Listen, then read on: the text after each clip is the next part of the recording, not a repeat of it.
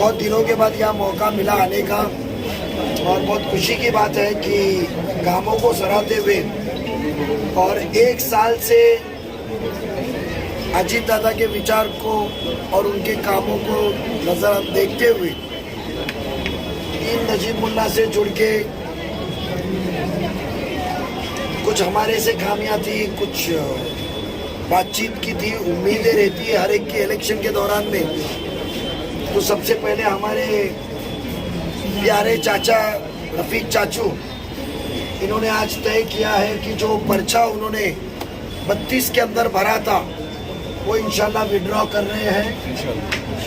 उसके साथ में हमारे सीनियर राष्ट्रवादी कांग्रेस पक्ष के नेता अयाज हसन साहब ने 29 से पर्चा भरा था, 26 से, वो भी वापस ले रहे हैं, बराबर, वो भी वापस से जुड़ के काम कर रहे हैं। और 2009 में जिसको मैंने टीम के अंदर लाया था, मेरा लाडला अयाज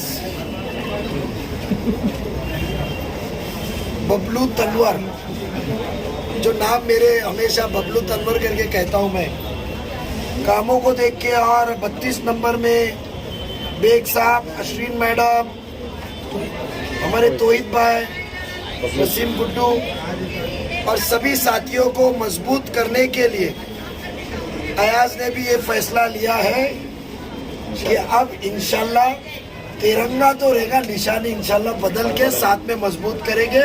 और वो भी अपना भरा हुआ नामांकन जो पर्चा है इन सब उम्मीदवारों के सपोर्ट में वापस ले रहे हैं।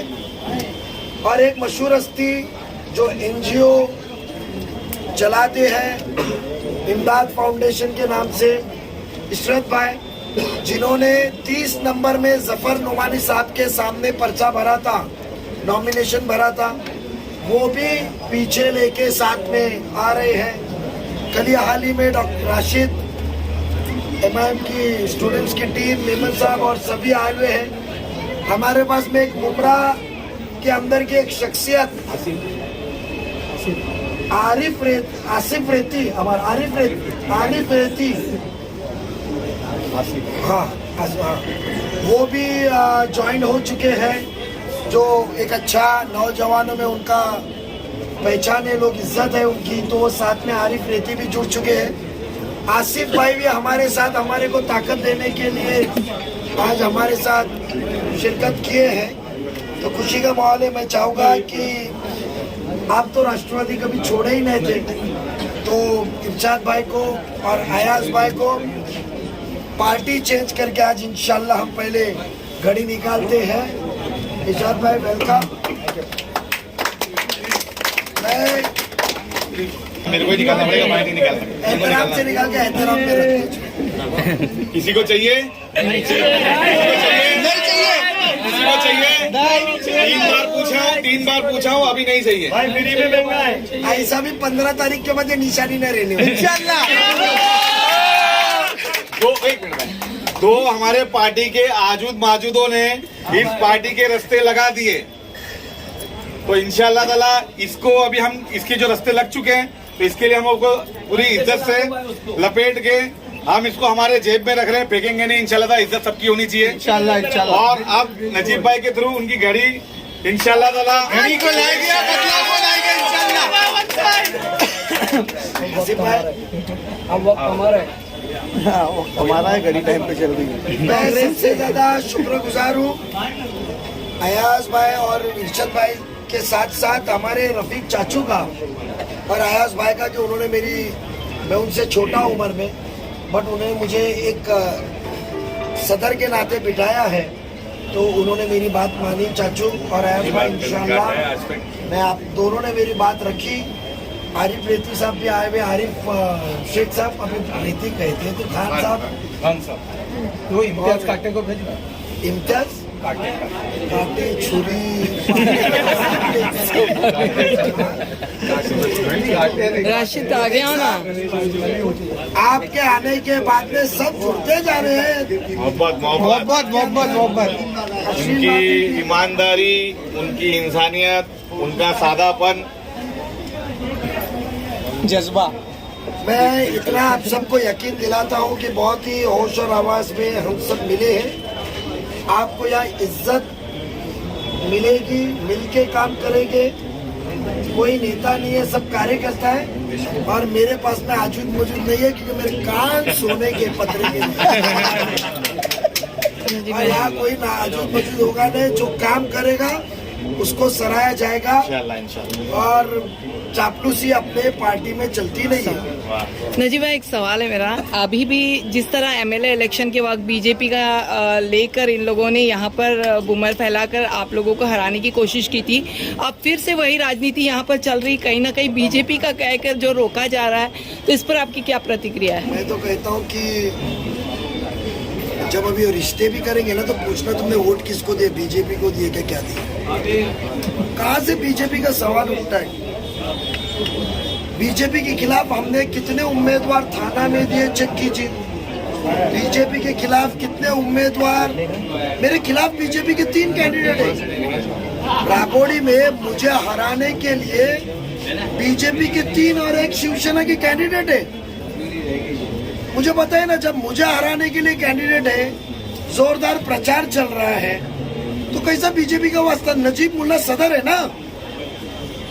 उसके बाद में राजन केरी हमारे खड़ी से राष्ट्रवादी के उम्मीदवार है, उनके वहां 2 बीजेपी के कैंडिडेट है।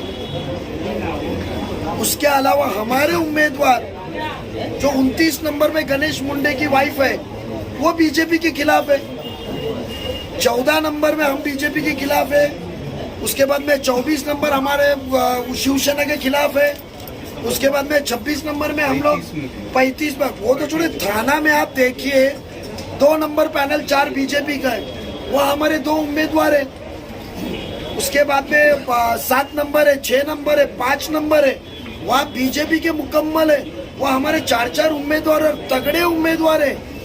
फॉर्म पीछे लेने वाले उम्मीदवार नहीं है।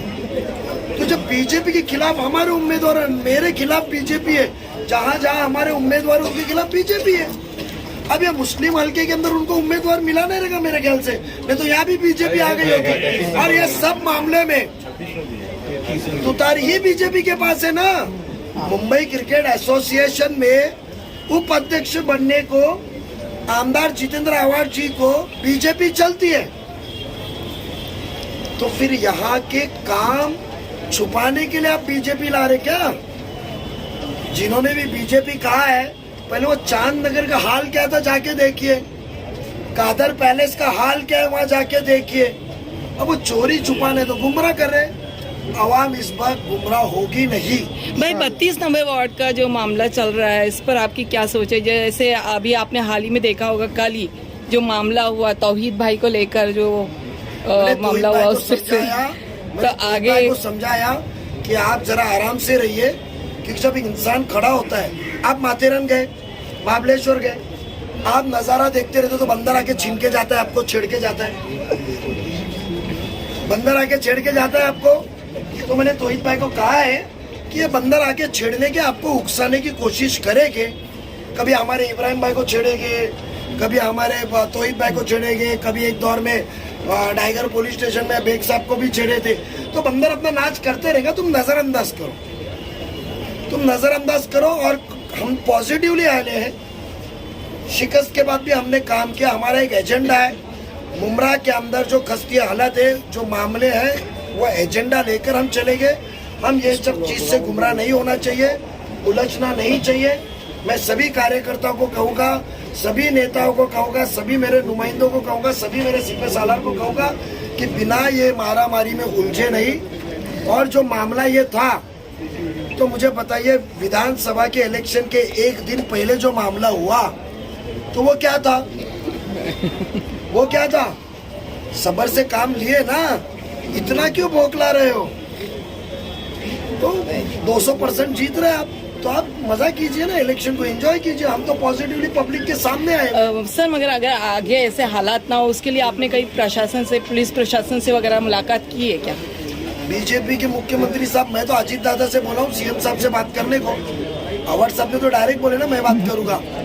मेरा एक सवाल है जितेंद्र आवाड जी से कि कल आपके एक छोटे से मामले में आपने कहा मैं सीएम साहब से बात करूंगा, तो बताइए, 1 साल हो गया जीत के, फिर वो सीएम साहब से आपने टोरेंट के लिए क्यों नहीं बात की?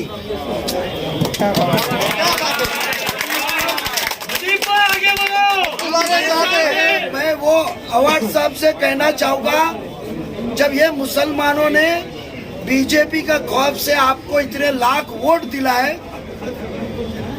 तो जब ये मुसलमानों के घर टूट रहे थे, तो जब ये आपने सीएम साहब से क्यों नहीं बात किया?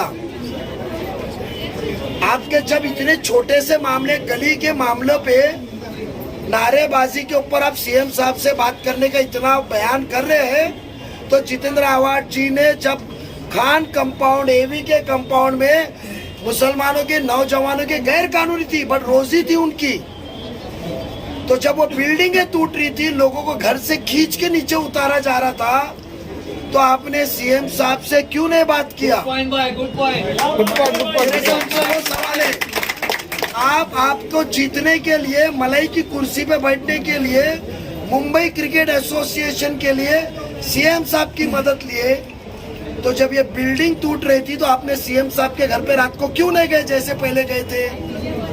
तो जितेंद्र आवाड को भी सवाल के जवाब देने हैं, मगर ये सवाल ये आपके जरिए आप कल से आवाम पूछनी चाहिए, ये मैं सभी आवाम से दरखास्त करता हूँ। भाई अभी आप तो अपने प्रचार में भी खुद के बिजी रहेंगे, मगर एक आखिरी सवाल मेरा आपसे रहेगा कि मुंब्रा में आप कितने नगर सेवक लाने की कोशिश करोगे? इंशाल्लाह 20 to 20 में उम्मीद है, इंशाल्लाह अल्लाह कामयाब करे। क्योंकि आपने आमदार दिया, 1 रुपया फंड लाए, वो आंसू बहाते, मैं क्या करूं? कौन कहता है मंत्री बने तो फंड मिलता है? 23 साल थाने महानगर पालिका के विरोधी पक्ष नेता और विरोधी बेंच पे बैठ के 2009 से 2019 तक वही महापालिका से जितेंद्र आवाड जी को हमने 1400 करोड़ रुपए दिया। ना हम सत्ता में थे, ना स्टैंडिंग चेयरमैन थे, ना महापौर थे, तो अंदर भी ला सकता है ना, ला सकते हैं ना। जब उन्होंने लाया नहीं, हमको एक मौका दो, महापालिका में हमारी काबिलियत है। अब वो आमदार तो आने नहीं वाला है। जो इंसान 1.5 साल 2 साल विरोधी पक्ष नेता रहा, वो एक बारिश का पानी जो नाला बह के आता है उसका काम नहीं कर पाया, दरगाह के इधर के सामने का मैदान नहीं गंदगी से निकाल पाया, मुंब्रा को एक मैदान नहीं दे पाए, तो महापालिका हमारी है, हमने 24 घंटे में मैदान मुहैया करा के दिया, भरनी भी हुई, लाइट का भी काम चालू हुआ। अब उसका पेपर भी आपको मैं कहता हूँ 30 इंशाल्लाह 28 से 27 जो महीना फरवरी का, उसके पहले आपको मैं पेपर भी बताऊंगा, महापालिका लिख के देंगी कि ये एसटीपी का रिजर्वेशन अभी हमने वापस से प्लेग्राउंड में करके दिया, तो काम करेंगे। मुंब्रा वासी कौसा वासियों से एक ही इल्तिजा है, आपने उनको आजमाया, कुछ हाथ में मिला नहीं, हमको काम करने का मौका दो। बेशक सब मसले हल करेंगे, हॉकर्स के मसले हल करेंगे, ब्रिजेस लाएंगे, मेट्रो आ रही है जो हमारे बुक के अंदर है, उसको मंजूरी भी हो गई है। कॉर्पोरेशन के पे दिखाऊंगा मैं, जो अंडरग्राउंड कापोरोडी जॉइंट होंगी, ट्रेन के कितने धक्के खाएंगे, कनेक्टिविटी दे रहे हैं हम, मार्केट हॉकर्स प्लाजा देंगे, रास्ते की ट्रैफिक निकालेंगे, क्लस्टर लाके रीडेवलपमेंट लाएंगे, हर चीज लाएंगे। एजेंडा के ऊपर देखना, एक मौका हमको दीजिए। और आवाड में फर्क है ना, हारने के बाद में भी 100 करोड़ का काम कर रहा हूँ ना। भी लेके आए थे। वो उड़ान है ना, वो रात की उड़ान है। हमने वादा किया था स्कूल देंगे, पैसा लाए, प्लान मंजूरी को गया, इंशाल्लाह मैं आपको बोलता हूँ टेंडर के साथ फाइल रेडी है, फाइल की जेरोक्स दे सकता हूँ मैं। सिर्फ एक दिन आचार संहिता हो जाती तो पेपर में नोटिस आ गई होती। बच्चे उनकी उड़ान में पत्रे की स्कूल में, हम उनको आलीशान स्कूल में डालेंगे इंशाल्लाह। ताली बजाने वाले को कब तक आप घड़ी पहनाते रहेंगे? ताली बजाने वाले को, ताली बजाने वाले को कब तक घड़ी पहनाएंगे? देखो क्या है, मैंने पहले ही कहा, घड़ी 100 बार देखो, एहसास दिलाती है कि तुम्हारा वक्त अच्छा चल रहा है कि बुरा। तुतारी तो 5 मिनट बाद भी दम लेना पड़ता है ना, तो कितने दिन तुतारी बजाएंगे, आखिर में घड़ी पे आना है। और ये हमारी ये सब ओरिजिनल घड़ी के लोग हैं ना, गुमराह हो गए थे, सबको चॉकलेट मिले थे। इलेक्शन के बाद में घड़ी के अंदर ही तुतारी बजेगी। देखो यहाँ पे कोई कसम नहीं है, यहाँ पे कसम नहीं है। मुमरा का बहुत गंदा माहौल है, झूठ, इंसान झूठ की बुनियाद पे चल रहा है। टिकट तो ऐसी बटी है कि थिएटर के 200 सीट भी कम पड़ेगी। आपने देखा है माजरा क्या है। तो हम पॉजिटिवली चलेंगे, हम सराहेंगे हमारे काम को, हमारी सोच को, और जो मुमरा को देना है। हमने कहा था प्लेग्राउंड देंगे, दिए। हमने कहा था स्कूल अच्छी देंगे, उसको लाए। हम नाले के लिए पैसा लाए, सब चीज लाएंगे। मुमरा की जनता को एक सेंटेंस में मुमरा की जनता को क्या अपील करेंगे, एक सेंटेंस में? उम्मीदों का इलेक्शन है ये, गुमराह ना होते हुए जो उम्मीदें आपकी है उसका एहसास, उसकी सलाहियत, उसकी समझ, और वो किस तरीके से करा जाएगा, वो अल्लाह ने दिमाग हमको दिया हुआ है, एक्सपीरियंस हमारे पास है, सबको आपने आजमाया है। आजमाइश के बगैर आपके काम कर रहे हैं हम। एक मौका मुकम्मल तौर पे घड़ी को दीजिए, सब जगह पे घड़ी के निशानी को एक मौका दीजिए, और इंशाअल्लाह ताला आप अफसोस नहीं मानेंगे।